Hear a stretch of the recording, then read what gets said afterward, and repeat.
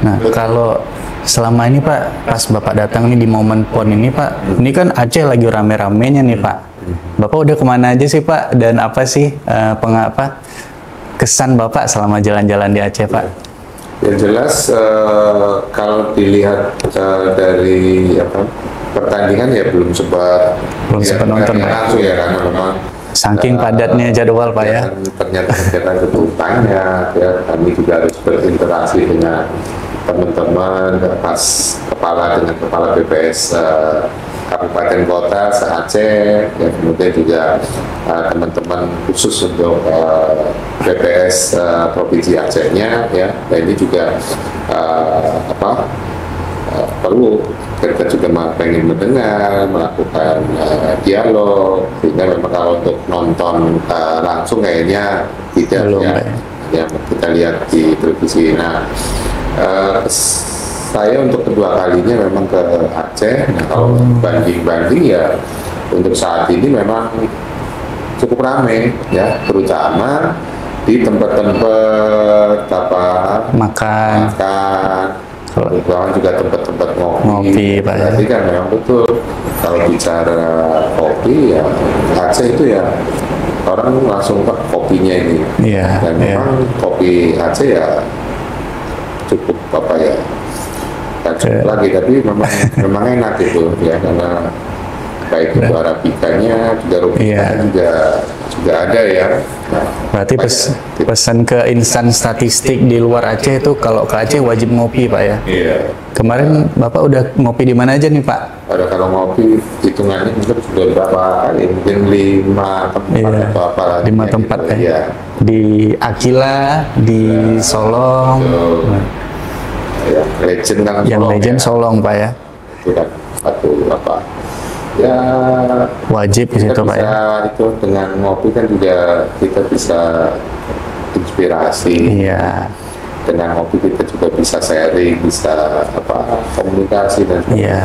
Karena memang ngopi itu ya temannya juga bukan sekedar snack ya, temannya kalau ngopi sendiri juga ya kurang enak gitu ya. Makanya kalau ngopi ya ngopi Aceh paling mantep ya kalau sambil ngobrol ya, sambil ya diskusi lah. Dan kait dengan berbagai hal itu ya, bukan hanya bicara masalah personal, tapi juga bisa lebih produktif lagi untuk bicara terkait dengan kantor. Itu juga hal yang bisa lah ya, dengan itu juga bisa bersinergi dengan ataupun juga berkolaborasi dengan stakeholder eksternal Pak ya. Siap. Sebagai sarana saja. Siap. Ada kopi, ada cerita. Pas nih Bapak di Aceh nih. Nah Pak, tadi saya menarik ada satu pesan Bapak, salah satu peran inspektorat itu adalah menanamkan nilai integritas di jiwa insan statistik. Kami pengen tahu nih Pak, pandangan Bapak, keseimbangan antara kreativitas dengan tanggung jawab. Sekarang kan kita udah ada undang-undang ITE, apapun yang kita perbuat, yang kita katakan, baik di sosial media maupun dalam perkataan lisan harus bisa dipertanggungjawabkan. Gimana sih Pak, kegiatan apa saja atau penekanan apa yang dilakukan inspektorat untuk menanamkan nilai integritas ini Pak? Ya sebetulnya kalau bicara integritas itu ya bagaimana kita disiplin, kemudian kita taat pada aturan ataupun juga regulasi. Dan regulasi ini juga harus dipahami betul ya, bukan sambil lewat saja, tapi betul-betul dimaknai gitu. Karena memang regulasi satu dengan regulasi yang lain ini kadang-kadang juga memang saling berkaitan, dan bahkan juga memang kadang-kadang regulasi juga ada yang baru. Nah, sebagai insan statistik ya, regulasi-regulasi itu yang harus jadi panduan kita untuk melakukan berbagai hal ya. Terlebih lagi kita harus juga melakukan satu kreativitas ya, atau melakukan satu inovasi ya, terutama misalnya tata kelola pekerjaan kita, bagaimana kita juga melakukan satu inovasi atau kreativitas terhadap pelayanan pada stakeholder ya. Pelayanan ini kan juga maknanya cukup luas ya, bukan hanya pelayanan kepada eksternal, tetapi kepada internal pun juga harus gitu ya. Misalnya teman-teman yang ada di bagian umum ya, misalnya di keuangan, itu kan juga memberikan pelayanan terkait dengan keuangan. Di SDM juga kan melayani terkait SDM gitu. Jadi memang pelayanan bukan hanya eksternal, internal juga sangat penting ya. Jadi memang kreativitas juga menjadi perlu, tetapi yang paling utama karena kita selalu instansi selaku ASN, regulasi harus menjadi panglima lah, artinya menjadi pegangannya utama dalam berbagai kegiatan. Nah, tadi kita udah jelasin panjang lebar nih Pak. Kita sekarang pengen masuk ke hal yang tadi kalau terakhir Bapak jelaskan tuh tugas dan fungsi dari inspektorat itu salah satunya adalah mengawal pembangunan reformasi birokrasi atau pembangunan zona integritas gitu Pak. Kita pengen tahu nih dari pandangan Inspektur Utama BPS, tantangan BPS daerah khususnya Aceh nih Pak untuk mengawal reformasi birokrasi seperti apa sih Pak? Terus kita juga banyak sekali mengejar predikat-predikat di pusat, ada WTP wajar tanpa pengecualian, ada SPI dari KPK dan dari BPKP, terus juga ada sakit. Itu boleh dijelaskan sedikit nggak? Tapi yang umum supaya publik bisa paham gitu Kak. Ya. Kalau bicara reformasi birokrasi ini kan sebetulnya bukan hanya BPS saja yang melaksanakan reformasi birokrasi. Ya. Nah, kalau sudah bicara reformasi birokrasi, ya memang itu harus menjadi satu komitmen kita bersama gitu, bagaimana agar ini terlaksana. Ini urusannya pusat, padahal di masing-masing daerah, provinsi maupun juga kabupaten kota juga mempunyai peran yang sama gitu untuk bisa mensukseskan reformasi birokrasi. Nah, sementara posisi sekarang ini kita kepada indeks RB kita ini kan masih 83 ya, 83 ini. Jadi memang masih perlu didorong untuk bisa meningkatkan indeks RB. Targetnya ya harus sekitar 85 ya. Nah, kemudian yang bicara RT itu ya bagaimana sih ya di daerah, apa sih kami punya sharing ya sakit juga nilainya juga harus bagus ya, karena kalau nilainya sakit tidak terpenuhi syarat, kalau nilainya masih di bawah 60 ya nah mungkin kita akan bisa mengajukan misalnya dalam pembangunan zona integritas ya. Dan ini juga penting. Tapi survei penilaian integritas ini kan juga ada satu penilaian yang dilakukan di daerah kan gitu. Nah, bagaimana agar nilai integritasnya kita tinggi ya, keseharian itu yang harus betul-betul ada regulasi, ada aturan, itu harus dipenuhi. Nah, kembali kepada RB, terutama zona integritas. Kalau zona integritas ini kan sebetulnya ini atur daripada reformasi birokrasi. Kalau reformasi birokrasi itu ada 8 area perubahan. Kalau Z ini ya ada 6 ya. Jadi yang tidak di RB di Z itu ya peraturan perundang-undangan ya sama organisasi. Ini kan kewenangan dari pusat ya selaku lembaga. Nah, di 6 area perubahan inilah sebetulnya yang bisa dilakukan oleh teman-teman yang ada di daerah ya.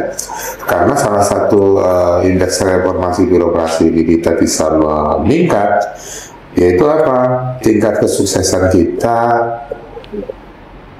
untuk mendapatkan sebagai saker yang WPK-WPPN ya. Di 2023 nilai tingkat kesuksesan atau sukses rate ZT kita hanya 0,75 ya. Nah, bagaimana meningkat 0,75 inilah sebetulnya peran daripada teman-teman semua untuk bisa mengelorakan, karena bicara Z ini bukan menjadi tugasnya kepala itu sendiri, tetapi ini sebetulnya mencerminkan seluruh pegawai, ya, baik itu kepalanya maupun juga yang ada di bawahnya, ya. Misalnya pilar tata kelola. Nah, kalau sudah tata kelola, bagaimana agar tata kelola ini bisa berjalan dengan efektif, efisien? Nah, itu tentunya butuhlah suatu dari tim pilar misalnya tata kelola itu melakukan satu inovasi-inovasi, ya, misalnya untuk kita melakukan survei ini kayaknya perlu ada satu inovasi yang biar cepat dilakukan kan gitu. Jadi kemudian demikian juga dengan SDM, kita harus knowledge sharing, ya, kemudian program-program terkait dengan iklan dan sebagainya, ya, kemudian terkait dengan pelayanan ini juga pilar pelayanan juga jadi hal yang penting, ya. Jadi kalau satker-satker itu melaksanakan ZI dengan sepenuh hati, ya, mana-mana yang perlu ditingkatkan, ya saya optimis bahwa tingkat kesuksesan Z ini bisa tercapai dan bisa meningkat, gitu. Karena nanti dampaknya kepada ya indeks RB. Jadi peran serta daripada teman-teman satker ini hal yang penting, dan di Aceh ini kan baru dulu ya yang memperoleh WBK. Nah, artinya sebetulnya Aceh itu punya kemampuan untuk bisa menggapai satker yang WBK.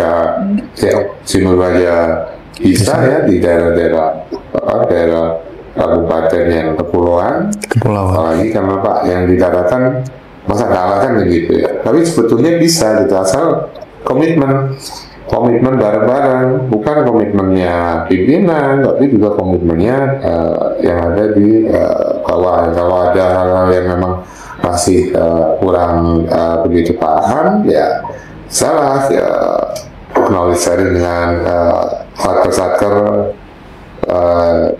yang di luar Aceh gitu ya. Kemudian juga kita sharing dari satker-satker yang sudah berhasil, itu juga bagian dari penayaan. Kami berhasilnya satker-satker ya khususnya yang di Aceh ini bisa memberikan kontribusi gitu ya terhadap sukses rate tadi Pak ya. Sukses rate-nya ya.